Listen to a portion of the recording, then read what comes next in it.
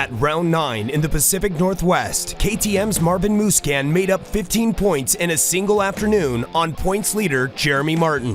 Look at this. Musquin had to get it done here at Washougal in the mud, and he does. Checkered flag is out. Marvin Musquin takes it. With 3 rounds remaining, the championship rivals come to Central New York looking for momentum. Like he did right there, take the line away, make sure no one can jump it back. He gets a pass made. Sometimes you have to sacrifice a little bit for the overall gain. He just got around his main rival. An early season injury has left Cooper Webb 9th in the series standings, but the 2-time race winner has emerged as the wild card in the title fight. Cooper Webb, back-to-back overall wins in Lucas Oil Pro Motocross. The 250 championship is heading to the start at historic Unadilla. The rolling hills and green pasture lands of upstate New York are the host site of round 10 of the Lucas Oil Pro Motocross Championship, sanctioned by MA Pro Racing and the Red Bull Unadilla National. Great start for Joey Savvaty in the 37. Grabs the motorsport.com hole shot. Marvin Musquin in third. Innocent that was crash. a silly mistake though. He had nowhere to go. Slides out, and then it just made it a little more difficult because he was ahead of the, well, not Cooper Webb, sorry. He had mud on there, it looked like a 1. Webb just lost the front end, gone on that drop off cam. He's stuck under the bike, asking for help. Finished the moto in 18th. He was unhurt, but it took a while to get up. Jeremy Martin, late in the race, finally catches Savvaty, makes the move, gets to the inside over a series of jumps, and from there he would take off.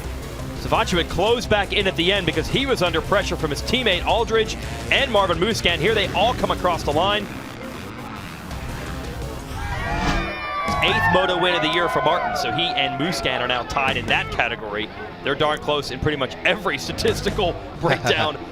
Savvaty and Aldridge both on the podium. That'll make Mitch Payton and the pro circuit folks happy.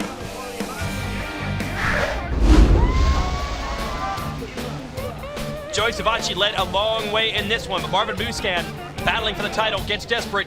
Great move on the inside, made it happen when he needed to, and puts the Red Bull KTM into the lead. Then Savvaty, under pressure, gets passed by Cooper Webb. Webb goes after Musquin for the lead, but then goes down with a lap and a half to go. Savvaty moves back up to second. A pair of second place finishes on the day is enough for Savvaty to win the overall, while Musquin wins the moto. Musquin was 4th in the first race, so he just gets edged out for that overall win. But if you're Musquin, just getting that moto win and max points in that race alone. Plessinger, nice job for 3rd, and J-Mart didn't see much of him. Started about 13th, was able to climb up to 5th. Only a 2-point lead with 2 rounds to go. Wow. Martin and Musquin going to take it right down to our finale in Indiana. And good job. Savvaty's overall win pushes him back ahead of Zach Osborne for 3rd in the series standings. What did not happen today? We saw everything.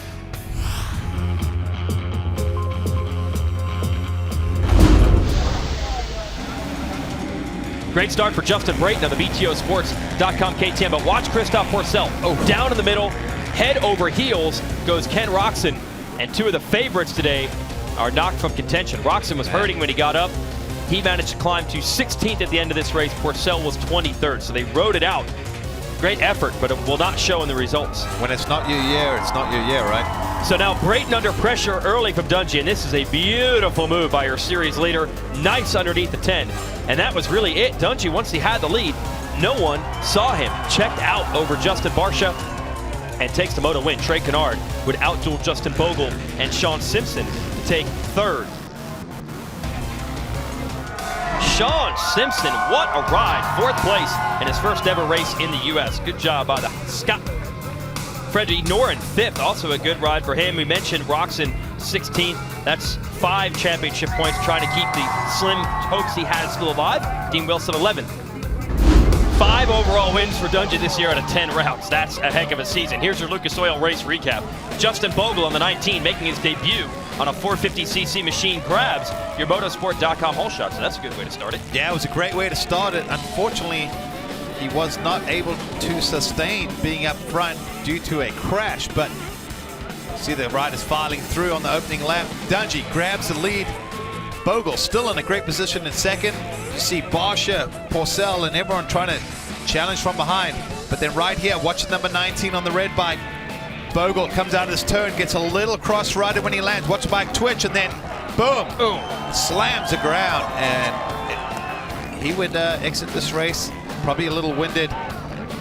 Ken Roxon got up to second, put heat on Dungey for 30 minutes, and Dungey didn't put a wheel wrong and just managed to hold him off. The final margin of victory, 1.6 seconds. That's some close competition, and the fans definitely liked it out here as we add another classic to the Unadilla history book. Here are your results from our second moto. And Justin Barcia, fourth, will be enough for second overall.